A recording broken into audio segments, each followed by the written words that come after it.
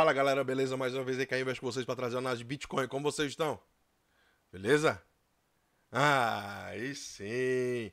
Então, hoje, dia 27/11/2020, às 11h40 da manhã, estamos começando aqui mais uma análise de Bitcoin e Ethereum. E não poderia deixar de agradecer agora que somos, meu irmão, 4.427 inscritos aqui no canal. Meu irmão, agradeço demais a todos vocês aí que estão se inscrevendo no canal, ativando a notificação e deixando o seu like aí, também a sua opinião, que é muito.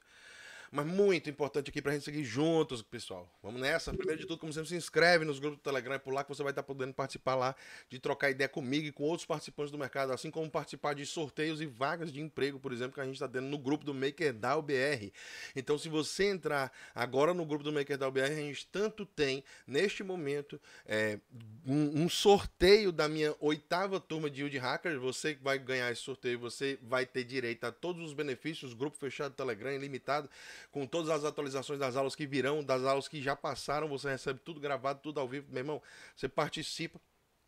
Tamo junto, você se engaja na comunidade, então o grupo do MakerDAO aí você pode ter acesso a isso e também a pleitear uma vaga para participar como embaixador do MakerDAO aqui no Brasil também. Então, por exemplo, eu sou embaixador do MakerDAO aqui no Brasil e você também pode se tornar um embaixador. Então, por lá, por dentro do grupo lá do MakerDAO BR, você vai ter acesso a entender e poder participar e criar comunidade no mundo cripto dentro do Brasil aqui também, para você espalhar a ideia do DAI, né? Então, tamo junto, né? O mundo é de quem investe. Qualquer dúvida, deixa no comentário e vamos nessa. Vamos nessa começar aqui, porque a gente tem algumas coisas interessantes aqui hoje para comentar, né? Primeiramente aqui, Mike Novogratz, né? Ele que já é bem conhecido aí no mundo cripto, né? Muitas pessoas já conhecem ele, já entendem ele, e ele também é bem conhecido também no mundo tradicional das finanças, né? O cara que é investidor já há bastante tempo no mercado de ações e investe há muito tempo em mercado de tecnologia.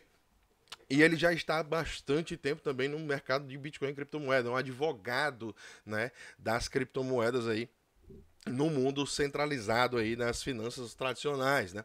E aí aqui o que é que ele está pregando aqui é que exatamente as pessoas deveriam ter de 2 a 3% no mínimo ali alocados em Bitcoin. Né? E por que isso que ele fala? Porque se você fizer uma comparação, né, segundo o próprio Mike Novogratz aqui, se você fizer uma comparação entre o S&P, né, que é o índice das 500 maiores ações, 500 maiores empresas listadas lá nos Estados Unidos, né? Se você fizer uma comparação entre esse índice, né, somente esse índice, você ter feito um carrego desse índice nos últimos 10 anos ou 11 anos, e você fizer adicionar de 2 a 3% nesse mesmo período de Bitcoin no seu portfólio, você vê que você tem um outro tipo de retorno e o seu risco fica baixíssimo. Porque se você perder, você perde 2, 3% do seu capital, ou seja, você vai se manter de frágil, você vai se manter vivo no mercado, você vai se manter com capacidade de estar presente dentro dos mercados voláteis, e aí a volatilidade vai fazer, né, o trabalho dela. Né? Então, se você perdura ao tempo, né, com a volatilidade correndo, você simplesmente é beneficiado por isso. Né? O carrego da volatilidade ele tende a beneficiar as pessoas que estão fazendo o estudo delas. Logicamente, você pode comprar também e perder bastante dinheiro. Então, faça a sua pesquisa, né? E cada um tem a sua própria posição. Então, eu achei bem interessante, porque se você parar para pensar do ponto de vista institucional, é isso que os caras estão fazendo, né? Paul Tudor Jones, né? Você vê a Grayscale, você vê aí a Square, você vê a MicroStrategy, você vê várias outras empresas aí listadas ou não em bolsa que estão fazendo realmente as suas posições, entendendo que esse tipo de movimento não é uma coisa banal, não é uma coisa que é momento, não sei o que, vou surfar aqui esse hype. Não existe isso para essas empresas, né? A gente está falando de milhões e milhões de dólares que estão sendo alocados, até bilhões em alguns casos, né? Então é bem interessante a gente estar entendendo, e esse ponto de vista aqui para o investidor realmente institucional. Imagina um cara que gerencia um fundo de investimento, imagina um cara que realmente tem uma capacidade de alocar capital como ninguém, né? Então 2, 3% aqui em Bitcoin é extremamente saudável, e se esse movimento acontece e cada vez mais empresas e outros fundos e fundos de pensão, né, e outras coisas vão entrando dentro desse mercado, a gente tende a ver um mercado com certeza bem mais interessante do que no market cap atual que a gente vê hoje, né? Uma das coisas interessantes que saiu aqui também é sobre a OECD, que para quem não sabe, a OECD é a Organização para a Cooperação e Desenvolvimento Econômico, né? Então essa organização aí, ela está fazendo a questão de simplesmente criar meio que um standard, né? Um padrão global de taxar impostos em cima de criptomoedas, né? Então é bem interessante que eles estão prometendo esse padrão global aí sendo trazido em 2021, né? Então é bem interessante a gente estar de olho também para a gente ver como é que vai se dar esse tipo de movimento, né?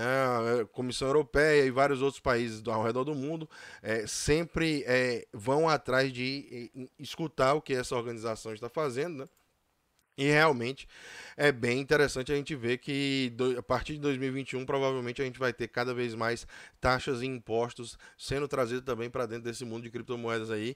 Vamos ficar alerta e vamos trazer, né? Então é bem interessante. Uma das coisas que saiu aqui nesses dias e aliás, saiu ontem, né, na realidade, e que eu estou trazendo agora para vocês aqui, é exatamente sobre o problema que muita gente estava chegando até lá no grupo do Telegram e falando lá, o pessoal estava comentando alguma coisa ali do tipo.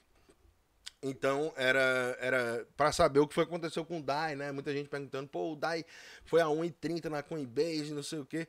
O que aconteceu foi um risco de oráculo, né? Então, o oráculo da Coinbase, né, que faz o tracking do preço do DAI pareado ao USDC lá na Coinbase, sofreu um spike, né? Ele foi a $1,30. Então cada DAI ficou sendo cobrado $1,30 lá na Coinbase. E isso acarretou em um problema dentro de um protocolo de DeFi chamado Compound, né? Pessoas que tinham posições lá de empréstimos lá dentro do Compound, que tinham dado DAI, por exemplo, como garantia, né, foram liquidadas, né, porque simplesmente o Compound utiliza, né, a Coinbase como um dos seus oráculos lá de disponibilização de preços dos ativos lá negociados. Então, nesse sentido, a gente tem aqui, por exemplo, um tweet aqui do Arthur, né, esse cara aqui, Crypto Investor, né, o cara é investidor de cripto aí, estrategista. E aí, simplesmente, ele falando aqui que quase 90 milhões de dólares aí foram liquidados no Compound nas últimas 24 horas, né? Devido ao problema de oráculos da Coinbase junto ao DAI USDC. Então é importante vocês saberem que não foi problema no próprio MakerDAO. Não teve problema no MakerDAO. O que teve um problema foi na própria Coinbase, né? Que eles começaram a ter um problema lá no oráculo. No oráculo, para quem não sabe, a gente vai discutir aqui um pouco mais para frente também, mas é bem interessante você entender. Aqui a gente vai mostrar já já para você a Chainlink, por exemplo, funcionando, e você vai entender como é que esses oráculos funcionam, né? Então, aqui no caso, a Coinbase é uma corretora americana, a maior corretora americana que existe, né? E aí, simplesmente, o que acontece é o seguinte, eles mesmos têm os oráculos de preço, né? O preço que é cotado lá, os ativos dentro da própria corretora. E aí, o DAI foi para 1,30 lá, acabou que a gente teve, né, um movimento de liquidação aí de 87 milhões, 88 milhões aí de dólares, né? Nas últimas 24 horas aí no Compound. O Aave e o Maker mal foram atingidos com esse tipo de movimento, ou seja, eles estavam protegidos porque os oráculos não dependem da Coinbase, dependem de outras plataformas que trazem os oráculos. Eles mesmos têm os seus oráculos ou então utilizam outros oráculos, né? Então, enfim. É bem interessante a gente ver isso, né? E assim também trouxe os gráficos aqui, esse outro cidadão falando sobre esse ataque, esse ataque que o Compound sofreu a partir dos oráculos da Coinbase Pro, né?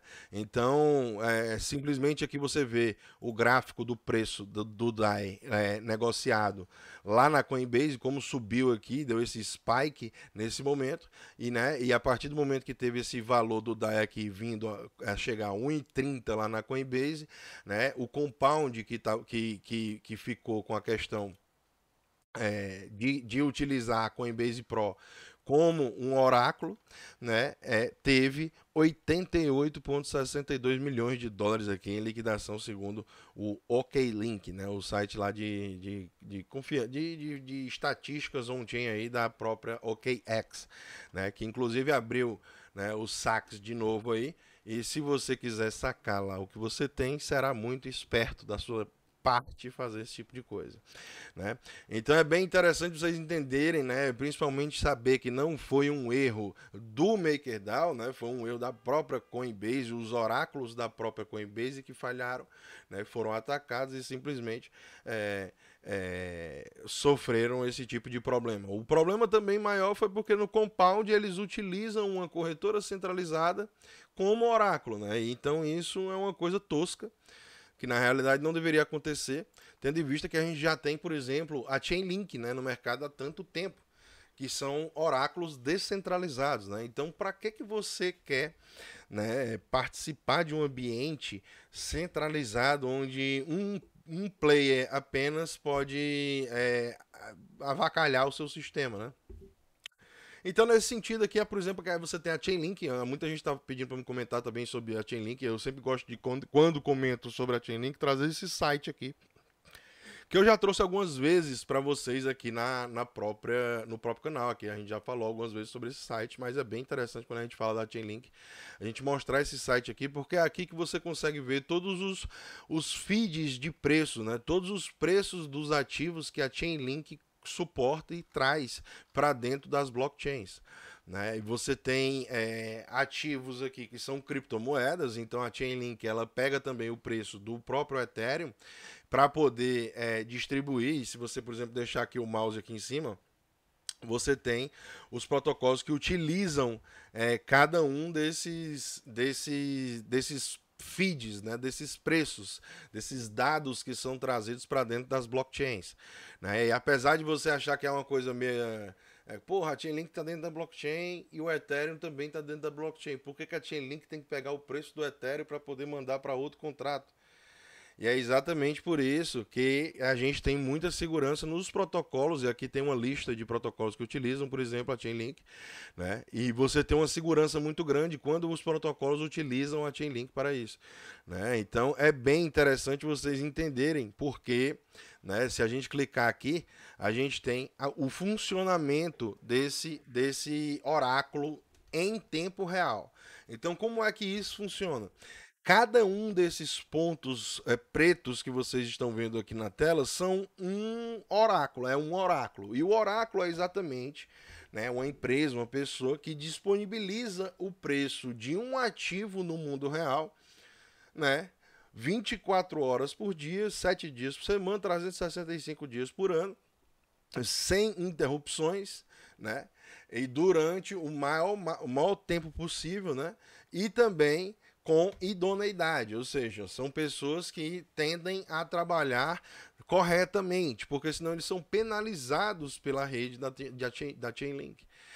Então aqui no caso da Chainlink, por exemplo, você tem o preço do Ethereum em dólares. Esse aqui é um feed de preços, é uma atualização de dados que vem da Chainlink, né? Que aí qualquer protocolo pode integrar essa atualização e ficar recebendo o preço do Ethereum dentro da blockchain, né, para utilizar dentro do seu aplicativo financeiro descentralizado ou não. Pode ser um aplicativo também que não necessariamente necessita de ser financeiro, né?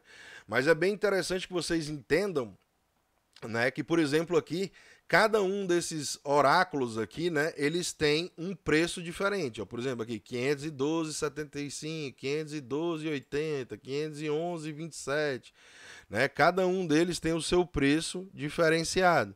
Isso porque eles pegam os preços do ativo, seja ele qual for, aqui no caso o Ethereum, de maneira cada um pega um preço da onde ele tem lá os seus dados, as informações. E aí eles disponibilizam esse preço para a Chainlink, e a Chainlink faz como se fosse um agregado. soma todos os preços, divide pelo número de oráculos e aí você vai ter a capacidade de ter um preço consolidado aqui para você entregar para dentro das blockchains. E por que que isso é importante? Porque caso, por exemplo, um desses oráculos aqui, como aconteceu com a própria Coinbase, né? Isso daqui você pode considerar que é um oráculo. Então, se isso daqui aconteceu somente com um desses aqui, por exemplo, vamos imaginar que esse daqui fosse a Coinbase Pro, e aqui fosse o Compound. Né? Se falha o da Coinbase Pro, aqui você tem todos esses outros para disponibilizar o preço do DAI lá para dentro do Compound. Né? Só que como o Compound lá parece que estava utilizando maior parte do seu oráculo, né? Ou então somente exclusivo da própria Coinbase, aí o que foi aconteceu? Simplesmente só tinha um oráculo, o oráculo centralizou, falhou, pô, na jaca dos participantes do mercado do Compound, que isso não agrega para o Compound, mas agrega para a Chainlink. Né? Porque se a gente está vendo aqui que na Chainlink tem esse sistema onde que as pessoas têm muito mais segurança de que se um dos oráculos falhar, todos os outros vão estar lá para dar suporte, né? Você tem a segurança de entender que aqui tem um ambiente e os protocolos que utilizam Chainlink como o seu oráculo descentralizado para disponibilizar os preços dos ativos lá dentro do aplicativo financeiro descentralizado negociados, né, os ativos que são negociados dentro do DEP, né, dentro do Compound, do Aave, do Maker, de qualquer outro protocolo, né? Você tem a noção de que esse movimento ele tem uma segurança muito maior quando ele está sendo trazido pela Chainlink. Então, nesse sentido, a Chainlink ela se tornou um monstro que, na realidade, ele representa muito mais do que as pessoas entendem hoje ainda no mercado. E é por isso que, durante todo o período de 2018, ali, onde a gente experienciou aqui no mercado de criptomoedas uma grande queda, né? A gente teve esse movimento de baixa aí. A Chainlink desde então vem só performando na alta, né? Ela não teve um bear market assim como nos outros mercados, né? Então, é reflexo de confiabilidade que as pessoas têm quando um protocolo utiliza a Chainlink para prover os oráculos dos preços dos ativos lá negociados, né? Apenas informações. Então, aqui nesse site, os links vão estar na descrição, você vai poder acessar mais uma vez aqui e ver, por exemplo, o preço do DAI que ele é trazido por alguns oráculos, né? Então, nem todos os ativos são trazidos pelos mesmos oráculos e nem todos os ativos têm as mesmas quantias de oráculos que todos têm, né? Então, é bem interessante a gente estar de olho. Por exemplo, aqui a Chainlink tem XAG em dólares, que é o XAG, ele representa a prata, né? O preço da prata cotado em dólares. Então você tem, por exemplo, aqui, né, os oráculos trazendo o preço da prata e a Chainlink disponibilizando para os contratos inteligentes, né, o preço da prata aqui. No caso da Synthetix, ela utiliza lá para a criação do SXAG, né? Se você gosta de se expor à prata, é um dos meios que você tem através de ativos sintéticos dentro da blockchain. Então, é bem interessante a Chainlink, é um dos protocolos que eu tenho dinheiro alocado, que eu realmente curto, que eu realmente gosto bastante. E vamos que vamos. Né? Aqui é uma das coisas que aconteceu também, que a gente já tem trazido há alguns dias, né? Mas só para ressaltar, vale sempre lembrar, né, que a gente tem que estar de olho nessa métrica aqui. Essa métrica é exatamente do tanto de Bitcoin que tem depositado dentro de todas as exchanges. Então é bem importante que vocês entendam, né, isso daqui, porque até agora a gente está vendo o preço dar uma caidinha nesses últimos dias aqui, ó. Aqui eu tenho um gráfico para vocês separado da própria Glassnode aqui, né? E aí você tem o preço do Bitcoin aqui na escala logarítmica, né? E também o número de Bitcoin depositado com o passar do tempo dentro das exchanges. Então você vê aqui que a gente está em patamares aqui de queda, né?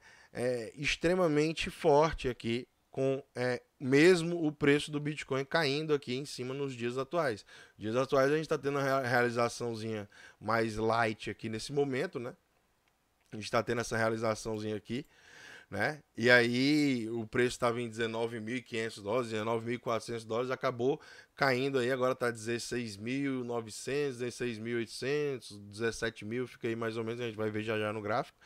Mas é bem interessante que vocês entendam que continua caindo o número de Bitcoin depositado dentro das exchanges, né, dentro das corretoras. Então é bem interessante porque se não tem inflow, né, se não tem entrada de Bitcoin dentro das exchanges, não tem como ter uma venda massiva exponencial, né? Uma venda gigante, uma venda que, né? E mais nada impede também que eles comecem a depositar dentro das exchanges e apertar o botão vermelho lá a qualquer momento, né? Isso não é um indicador que vai prever nada. Ele só mostra que as pessoas que têm muito Bitcoin ainda, e qualquer quantia de Bitcoin na realidade aqui, né?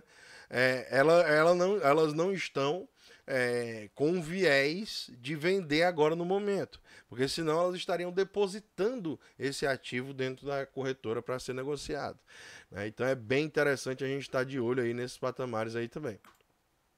Aqui a gente tem uma notícia aqui que saiu da CoinDesk, é mais uma novela aí daquele passo a passo para descobrir quem era o Satoshi Nakamoto, né? E na realidade eu já tenho o meu chute aí na ponta do gatilho, que eu acho que sim, foi o Ralph Finney que criou o próprio Bitcoin, né? São muitas coisas assim que são correlacionadas a ele. Ele foi o primeiro a receber uma transação. Então, imagina se fosse você. Você está na sua casa, você criou o Bitcoin, né? Você vai fazer a primeira transação dentro da blockchain do Bitcoin. Você vai mandar para quem? Você manda para você mesmo, velho. Você não vai mandar para ninguém, você manda para você mesmo. Você quer ver se funciona, né? Você fez uma coisa, você quer ver se ela funciona. Você vai mandar para quem? Para você mesmo, que é a pessoa mais fácil que tem, né? Então, nesse sentido, eu especulo que seja o Ralph Finney. Infelizmente, ele já se foi, né? Ele faleceu, né?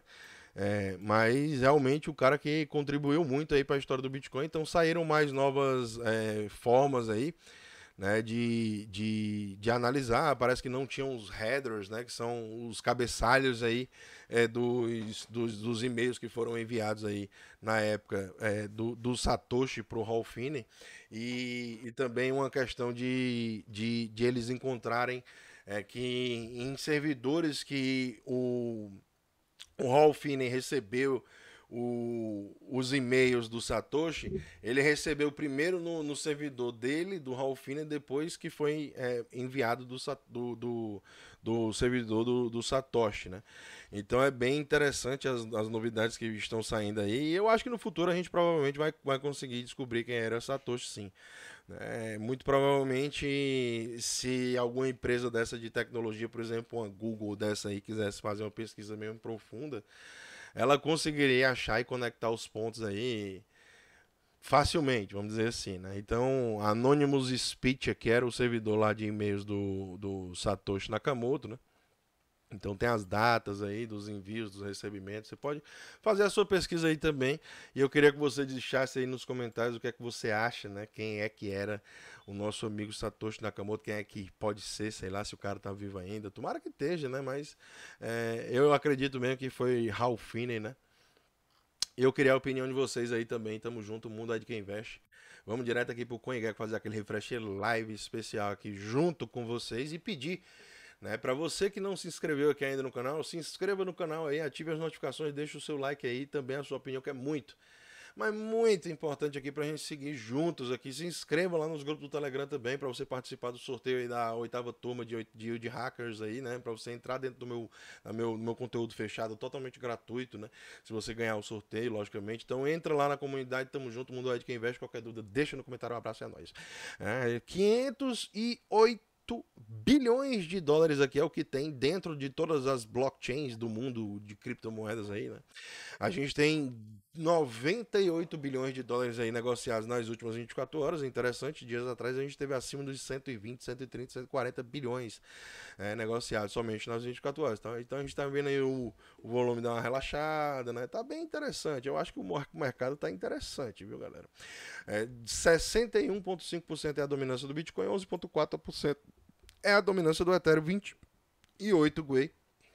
Baratinho, né, para você aí agora utilizar a blockchain do Ethereum. 16.829, né? Muita gente se assusta. Porra, cara, tava 19 mil, que não sei o que, agora já tá 16, comprei no topo, vou vender no fundo, porra.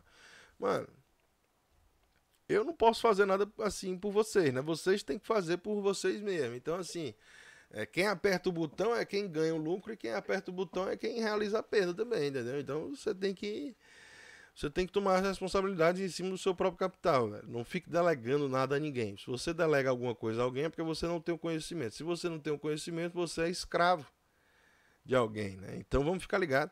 O Ethereum aí 500, né? E 9 dólares aí por unidade. A gente tem aí o mercado aí dando uma relaxada, muitos tokens aí dando um pampanatezinho, YFI já dando uma recuperada da queda de ontem, né? O Curve também dando uma lapadinha, Unibright, né? A gente tem aqui alguns movimentos interessantes.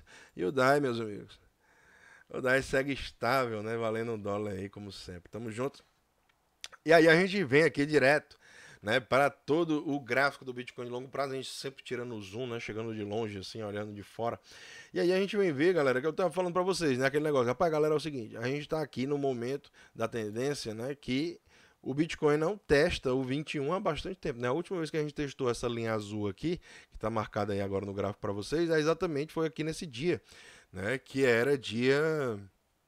Deixa eu ver aqui, dia 7/10, né? Antes do meu aniversário ainda. Então já faz algum tempo que a gente não testava essa região. E quando foi ontem, né? A gente teve esse dump aqui bem interessante. Que ele voltou e testou e fechou acima do nosso fractal 21 períodos, que está hoje nos 17.007 dólares no momento.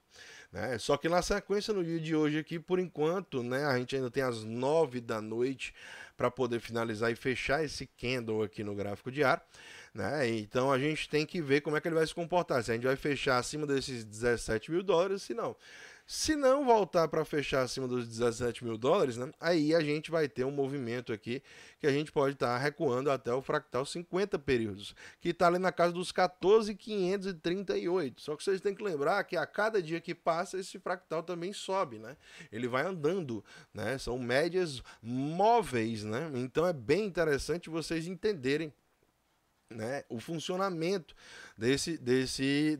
dessa nossa análise aqui, né? Então vamos ver aí, se vier para cá uma das grandes oportunidades, ainda vamos estar testando aqui em regiões de topos anteriores, então seria uma consolidação extremamente saudável após um movimento de alta aqui exponencial, no qual a gente em 48 dias surfou 85% de alta, e até agora no momento é uma realização mais do que saudável, não existe, né? 16,81 é extremamente saudável para que a gente mantenha, né, uma tendência natural de alta aí para os próximos dias e meses, né? Então é bem interessante aí, a gente ainda está longe de perder um patamar de suporte aí principal, vamos dizer que perdendo aqui a casa aqui desse dia, que fez esse fundinho aqui, nesse dia aqui, ó, dia 7/11, né? Dia 7/11, perdendo esse suporte aqui, aí a gente vai ter alguns testes de suporte. O principal tá aqui na casa dos 12.700 dólares aí, em confluência com o nosso fractal aqui também,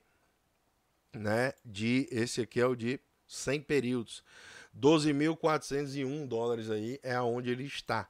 Se vai até lá, não sei. Probabilidade muito baixa, né? A probabilidade maior é da gente manter aqui entre os 50 e o 21 aqui e os 50 aqui em cima. Então a gente mantendo aqui em cima, a probabilidade é maior da gente ter uma tendência de alta aí mais forte e quem sabe superar esse topo aqui que a gente fez nesse dia na casa dos 19.486 dólares aí por unidade, né? Então a gente vem aqui direto para o Ethereum, vamos vir aqui para o Ethereum agora rapidinho. Ethereum no gráfico diário aqui, a gente já tem todo o período gráfico aqui do Ethereum, então a gente chega aqui para os dias de hoje, e o Ethereum ele está ali sambando em cima do fractal 21 períodos ainda, então o Bitcoin ele já perdeu 21, né, ali no intraday, né, no gráfico do meio do dia, né, tem que ver como é que vai ser o fechamento. O Ethereum ele ainda nem passou ainda do 21 períodos, né? Então ele nem testou ainda o 21 períodos necessariamente, né? Ele foi lá na região aqui, vamos dizer que ontem ele chegou muito próximo, então pode ser considerado quase que um teste, né?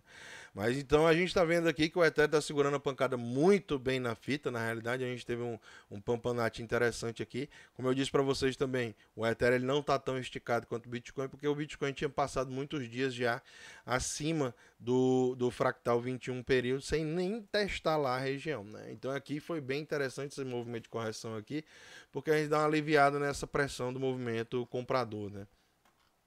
E aí o Ethereum ele tem pontos de suporte aqui na casa dos $434, caso a gente venha a perder aqui os 496, que é o suporte principal que a gente tem hoje na casa do fractal 21 períodos aqui, nessa nossa linha azul. Se perder, vem aqui no 50, 434, né? E tem os majoritários aqui de linha de frente, que estão aqui na casa entre os 410 até os $402 aí no momento. Vamos ficar de olho.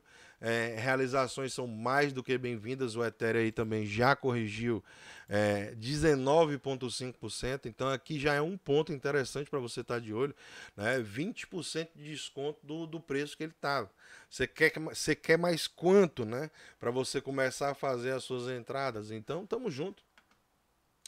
É isso aí, galera. O mundo é de quem investe, né? Vocês sabem disso aqui no canal, né? Eu agradeço a todos que estão aí se inscrevendo no canal, ativando as notificações, deixando seu like aí, a sua opinião também, que é muito, mas muito importante. Sexta-feira, fim de semana aí chegando, tamo junto, é nóis. Aproveitem as famílias. E valeu, meus amigos. Um abraço.